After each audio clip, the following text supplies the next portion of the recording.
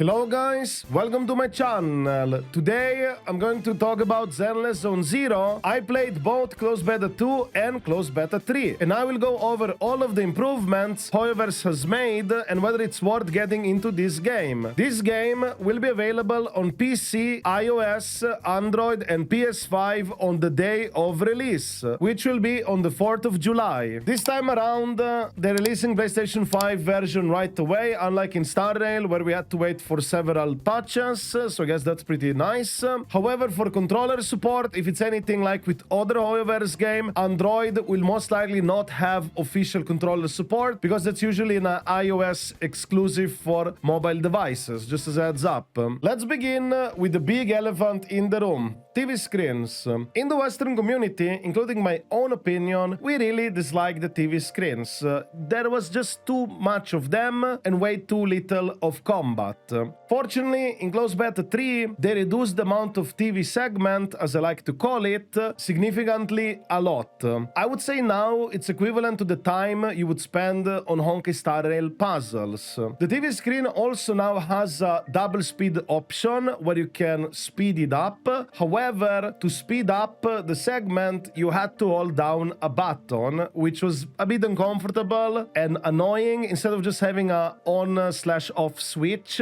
But it's still better than nothing, I guess. It's much faster to blitz through TV screens, I would say. Also, the TV screen itself looks very unappealing and boring compared to Star Rail puzzles. Don't get me wrong, I don't enjoy really Star Rail puzzles either, but it does look more appealing to me than the TV screen stuff. Very generic, like icons, pictures, whatnot. It doesn't really catch my attention, but at least the segment itself is overall much quicker than it used to be. Most of the TV screen puzzles are a one-time deal, just like Honkai Star Rail puzzles. However, events will introduce TV screen puzzles. We had something like that in the beta. There was an event where you had to do some puzzles on the TV screen. Think of it what you get with minigames in Honkai or Genshin events, something like that. It is a mobile gacha game, and I guess it is unavoidable, but I would say the TV screens overall, it is bearable now. If you could survive Honkai Star Rail puzzles or their mini games or even Genshin ones, I think you'll be fine here as well. And now also let's go over other major improvements.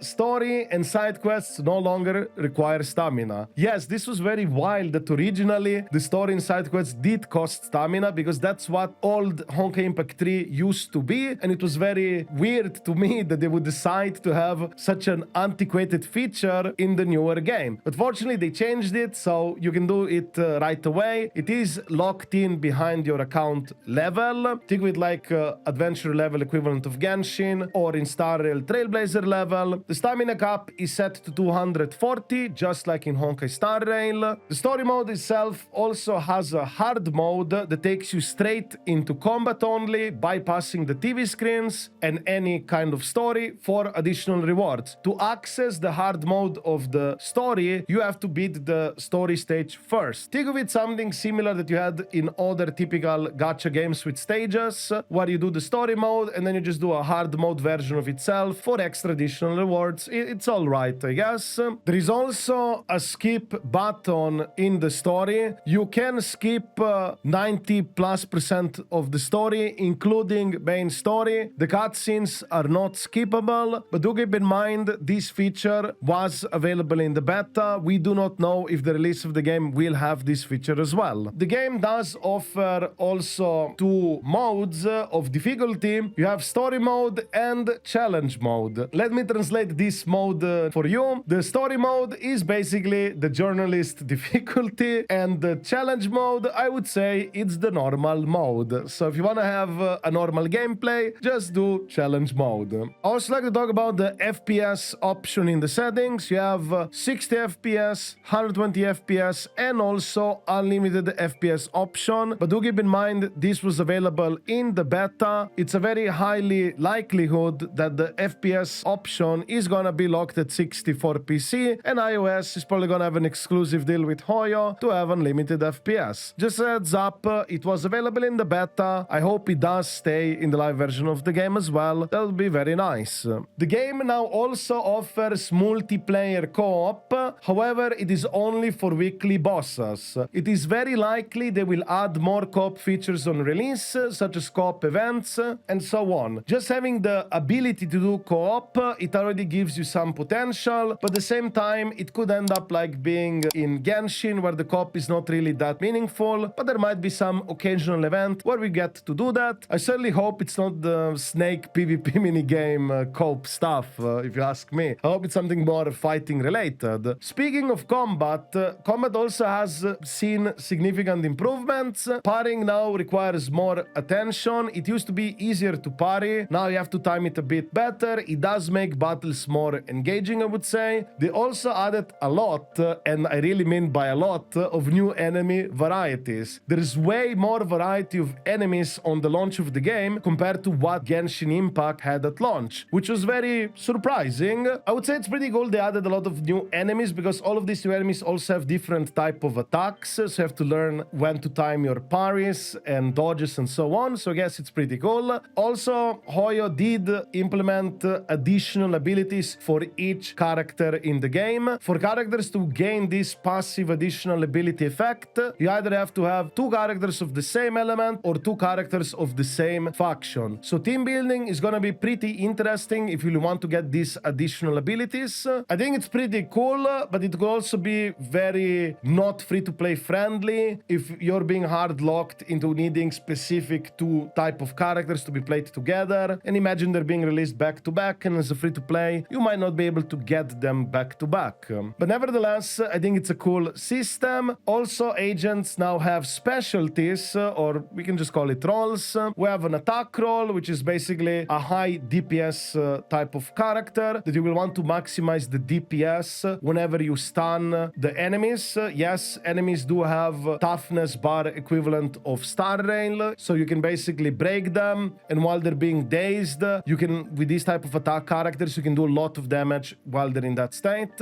As for stun roll, it's simply crowd control and daze accumulation, which is basically the thing that will get to stun the enemy quicker. Defense, it's a tank survival type of character. Also, defense unit seems to have some kind of block type of ability, which is pretty cool. Anomaly, it's something like elemental mastery or break effect from Genshin / Star Rail. It also does provide debuffs. It's a pretty cool role, but maybe on launch is not going to be as prominent as later on. And as for the last role, it's support, which will provide buffs for your entire team or perhaps even for themselves. As for gacha changes, the biggest change is the beginner banner being removed and integrated straight into the standard banner. You will still get a 5-star within 50 pulls on the standard banner, and these pulls will count toward the 300 5-star standard selector. So that means if you do those 40 pulls to get the guaranteed 5-star in the standard banner, you'll need 260 standard pulls to reach the selector. So technically, it's very likely we will reach here the standard selector faster than what it took in Star Rail. The character gacha is exactly the same as Genshin Impact or Honkai Star Rail, good old 50-50 cope. The weapon gacha is very similar to Honkai Star Rail, with the exception of having a 1% base rate compared to Star Rail 0.8%. We still have a 75/25 chance to get the weapon, so it's still technically way better than Genshin banner and also improved compared to Star Rail. However, it's still weaker compared to Wuthering Waves banners, which is 100%. The pet gacha has seen a significant change. It is no longer tied to the premium currency. You can only obtain pets by doing endgame or weekly activities and through the battle pass. Do know that you can technically get extra pulls for this pet gacha from the premium battle pass, but that is very limited. You cannot use direct gems or premium gems to be able to get the pets. The pet system also has been changed. The pets are now a part of your DPS rotation, and they will be part of your chain attacks. As for endgame, as of right now, we have Hollow Zero, which is the equivalent of simulated universe in Honkai Star Rail, yet it's more expanded as a roguelike game mode with a combination of TV exploration and combat stages. If you played something like Slay the Spire or Darkest Dungeons, you have some of those similar systems in this roguelike mode, when you can even get like corruption and you get like negative debuffs as you progress goes through the dungeon. It's all right.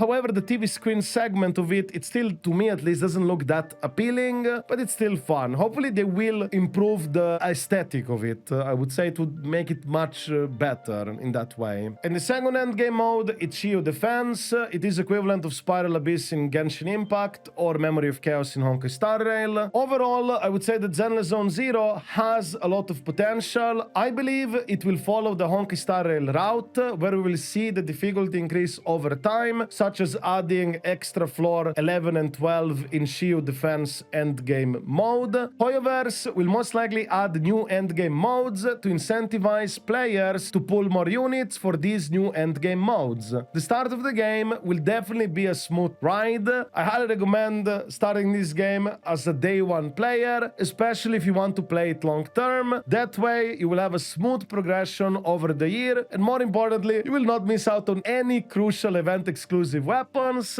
I'm sure you guys remember the tutorial weapon from Honkai Star Rail, where a lot of people missed it, and not a good experience. Yeah, it is FOMO, I know, but if you do want to have a smooth experience, I highly recommend you go into this type of game as a day one player, and the difficulty will definitely get bumped up over the year most likely, so you'll be more than enough prepared. I guess that's it for this video. On this channel I do go over multiple gacha games, especially pre-release news and guide content, so feel free to check me out if you're interested in other gacha games as well, like Honkai Star Rail or Wuthering Waves. And of course the YouTube thingy. If you enjoyed this type of video, don't forget to give it a like and subscribe to my channel for more content like this. I also do stream every single day on Twitch/YouTube. Feel free to check me out if you have any question about these gacha games, or if you just wanna chat with me. I wish you a wonderful day and see you in the next video.